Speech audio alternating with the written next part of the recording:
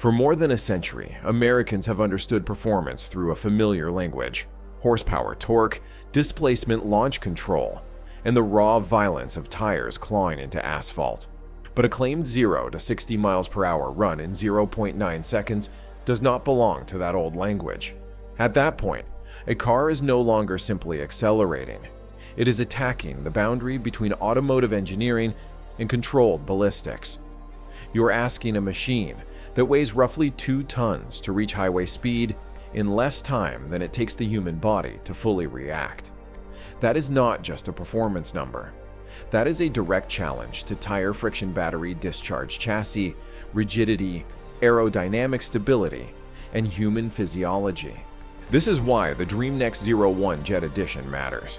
Not because it is another electric hypercar trying to embarrass Ferrari, Porsche, or Tesla by a few tenths of a second, but because it represents something far more disturbing: a technology company with roots outside traditional car culture, attempting to redefine what extreme vehicle performance even means.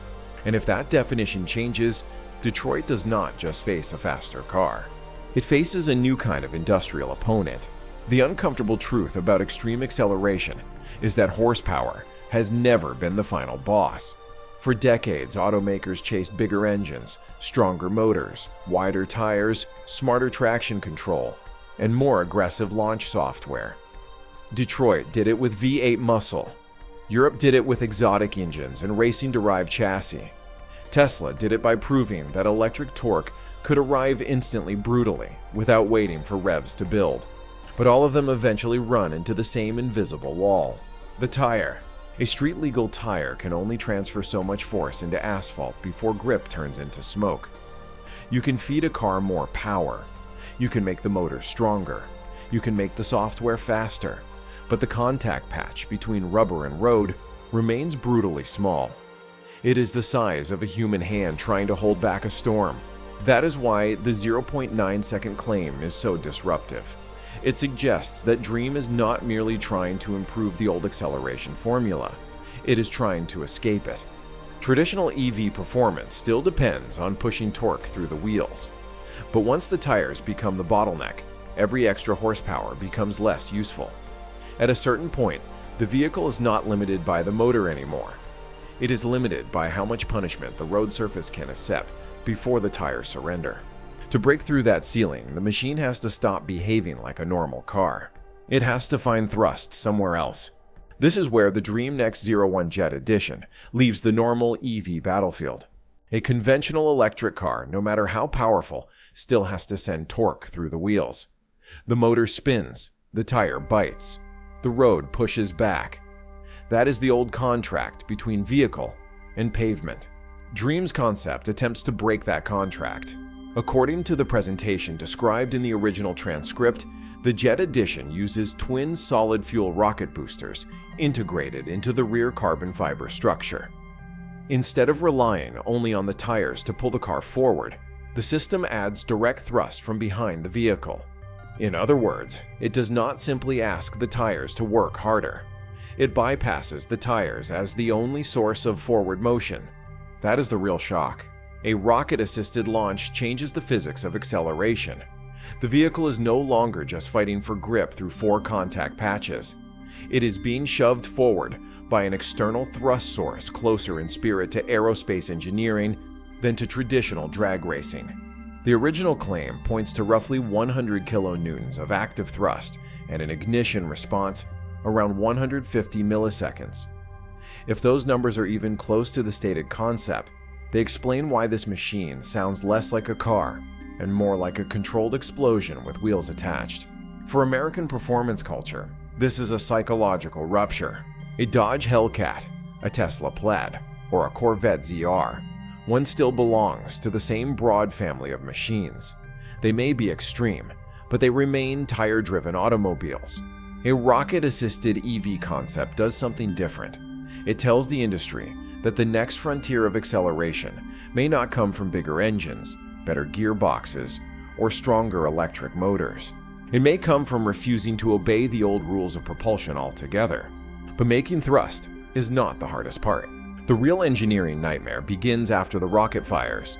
When a machine weighing roughly 2 tons is punched forward with that much force, the chassis becomes the battlefield. Every mount joint, carbon fiber layer, battery enclosure, suspension, pickup point, and aerodynamic surface has to survive an extremely violent transfer of energy. This is not the same problem as launching a normal EV. In a conventional high-performance car, the drivetrain loads arrive through the tires, suspension, and body structure in a more familiar pattern. Brutal, yes, but still within the world of automotive engineering. A rocket-assisted launch introduces a different kind of violence. The force is not just coming from the wheels. It is being injected into the rear structure and trying to shove the entire vehicle forward before the rest of the body has fully absorbed the shock. That means the car is not simply accelerating. It is being stress-tested like a projectile. The driver also becomes part of the equation. Extreme longitudinal G-force does not only challenge comfort, it challenges the body's ability to tolerate sudden acceleration, blood movement neck load, and visual focus. That is why the aerodynamic system matters. The original concept describes active downforce channels designed to press the car into the pavement before the thrust reaches its peak. In plain English, the car has to pin itself to the road before it tries to launch itself like a missile. And that is the disturbing lesson. At this level, performance is no longer about who can build the strongest motor.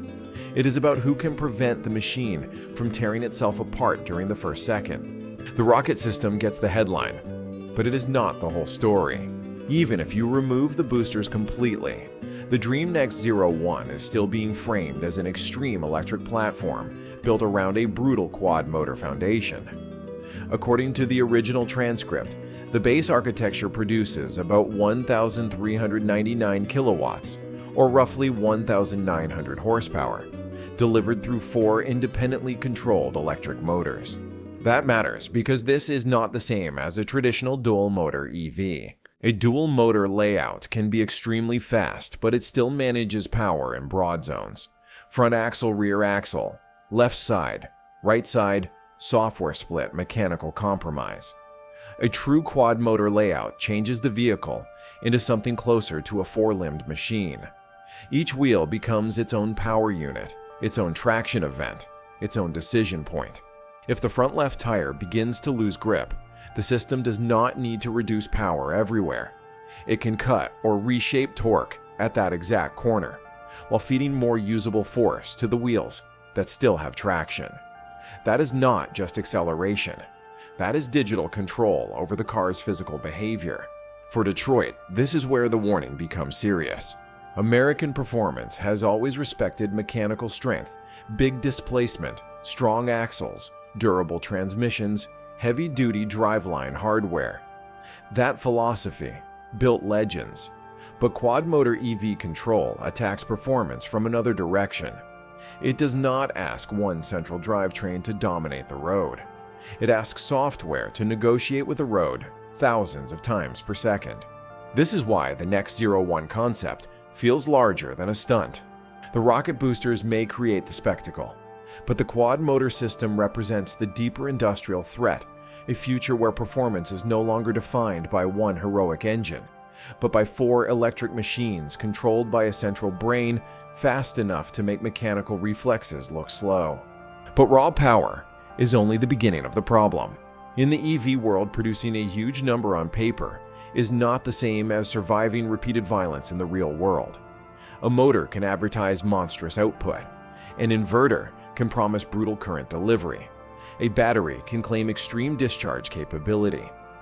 But the moment those systems are pushed near their limit, the hidden enemy appears. Heat.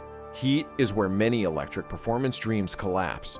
When enormous electrical current moves through copper windings, power electronics, and motor cores, energy does not convert perfectly into motion.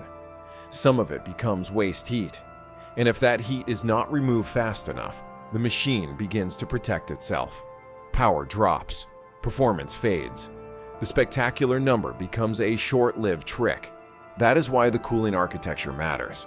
According to the original transcript, Dreame uses a direct internal oil cooling system instead of relying only on a traditional external water jacket around the motor casing. The difference is critical. A water jacket cools from the outside inward. Direct internal cooling attacks the heat closer to where it is born, inside the electromagnetic core and around the copper windings. This is not cosmetic engineering. This is survival engineering. At this level of output, thermal management becomes a war against milliseconds. If heat remains trapped for too long, the motor does not need minutes to degrade. It can begin losing safe operating margin almost immediately. The same logic applies to the inverter. The transcript points to silicon carbide inverters, which reduce switching losses compared with conventional silicon hardware. Less loss means less wasted heat, faster response, and more usable energy reaching the wheels. For a normal commuter EV, that may sound like technical detail. For a 1,900 horsepower hypersedan concept, it is the difference between one violent launch and repeatable domination. And that is the real message for legacy automakers. The next performance war will not be won only by whoever builds the strongest motor. It will be won by whoever controls heat well enough to keep using that power after the first shock. The most dramatic part of the Dreame Next 01 story is the rocket system. But the most important part may be buried under the floor. According to the original transcript, the concept is built around a solid-state battery architecture with energy density claimed above 450 watt-hours per kilogram. That number matters because extreme acceleration is not only a motor problem. It is a battery problem, a weight problem, and a current delivery problem all at once. Traditional lithium-ion EV batteries use liquid electrolytes to move ions between the anode and cathode. That chemistry made the modern EV revolution possible, but it also comes with limits: heat sensitivity, weight packaging, compromise, degradation, and thermal runaway risk if the pack is damaged badly enough. Solid-state batteries attempt to change that equation by replacing the flammable liquid electrolyte with a solid separator, often ceramic or polymer-based. In theory, that allows the pack to become more energy-dense, more stable, and more tolerant of aggressive power demand. For a normal EV, that means range and safety. For a machine like the Next 01, it means violence on command. When four motors demand a huge instant surge of electricity, the battery cannot hesitate. If voltage drops too hard, the launch weakens. If heat spikes too fast, the system protects itself. If the pack is too heavy, the car becomes a missile that cannot corner. That is why the battery chemistry matters as much as the rocket thrust. A lighter, denser pack lowers the center of gravity, reduces mass penalty, and gives the chassis a better chance of surviving high-speed transitions. The powertrain does not just need energy. It needs energy delivered instantly, repeatedly, and without turning the entire car into a thermal liability. This is the hidden shift Detroit has to study carefully. The future of extreme EV performance may not be won in the engine bay. It may be won inside the chemistry of the pack. Then comes the detail that sounds ridiculous until you think about it seriously. Dreame is not Ferrari. It is not Porsche. It is not Dodge, Tesla, GM, or Ford. It is not a century-old performance brand built around racing trophies, combustion mythology, or Nürburgring lap times. Dreame became known globally for robotic vacuum cleaners and smart home technology. On the surface, that sounds almost absurd. A vacuum company trying to enter the hypercar conversation feels like a punchline. But from an engineering standpoint, it is not as strange as it looks. A high-end robot vacuum is already a compact, autonomous machine.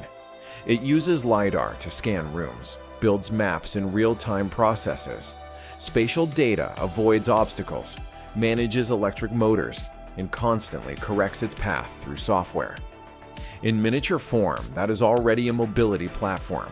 The difference is scale. Dreame's logic is not to inherit performance culture. It is to enlarge robotics logic until it becomes automotive logic. The living room becomes the test lab. SLAM mapping becomes road perception. Motor control becomes torque control. Obstacle avoidance becomes chassis intelligence. That should make legacy automakers uncomfortable, because the threat is not just that a new company wants to build a fast EV. The threat is that a company from outside the old car world may look at a vehicle not as an engine, not as a drivetrain, not as a badge, but as a moving robot with passengers inside. And if that mindset wins, then the old advantage of heritage becomes weaker. In the next industrial cycle, the winner may not be the company with the loudest exhaust note or the longest racing history. It may be the company that already understands sensors mapping algorithms, compact electric motors, and machines that learn how to move through space. That is the plot twist Detroit cannot laugh off. The Dreame story becomes even more disruptive when the chassis stops being purely mechanical. According to the original transcript, the Next 01 uses a non-linear chassis control system with 14 degrees of freedom, combined with steer-by-wire and brake-by-wire architecture. That means the driver is no longer mechanically connected to the front wheels in the old familiar way. The steering wheel becomes an input device. The car receives a request, calculates the best response, and lets electronic actuators execute the movement. That is a major psychological shift. In a traditional performance car, the driver feels connected to metal hydraulics, gears, tires, and road texture. In a software-defined machine, the driver is connected to a central computing system that interprets intention before the chassis obeys. The car does not simply respond. It mediates. The braking system follows the same logic. Regenerative braking and carbon ceramic friction braking can be blended by software, so the driver feels one continuous pedal response, while underneath the machine is constantly deciding how much braking should come from the motors and how much should come from the physical brakes. This is where the car becomes less like a vehicle and more like a high-speed robotic platform. But for the United States, technology is only half the wall. The original transcript suggests the non-rocket version may target the market around the second half of 2027, while the rocket-equipped Jet Edition remains a concept. Even if the engineering matures, direct entry into the American market faces tariffs, trade restrictions, political pressure, and national security suspicion around Chinese technology. That is the geopolitical firewall. Yet firewalls do not always stop pressure. They can redirect it. If Dreame or companies like it find entry points through markets such as Canada, Mexico, Europe, or other tariff-adjusted corridors, the U.S. industry may still feel the shock before the cars ever arrive in American showrooms. Detroit may not need to see this machine parked beside an F-150 to understand the warning. The warning is that performance software, robotics, batteries, and geopolitics are now part of the same battlefield. The Dreame Next 01 Jet Edition may never reach an American road in rocket-assisted form.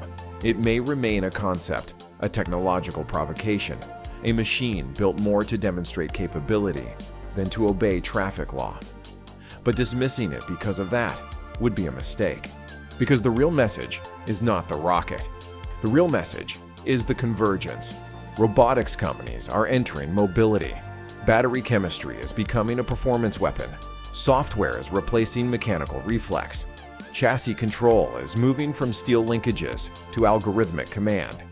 And acceleration, once defined by displacement fuel gears and tire smoke, is being redefined by code current sensors and thrust. That is why this machine matters to Detroit. Not because every American buyer wants a rocket-powered EV. They do not. Not because a truck owner in Texas is about to trade an F-150 for a 1,900 horsepower concept sedan. That is not the point. The point is that the center of innovation is moving. The next performance era may not be led by the companies with the deepest racing heritage. It may be led by companies that understand batteries, AI, robotics, thermal systems, and software-defined motion better than the old industry expected. And when that happens, the question for America is no longer whether this one car is practical. The question is whether the legacy system can react before the definition of performance is rewritten without it.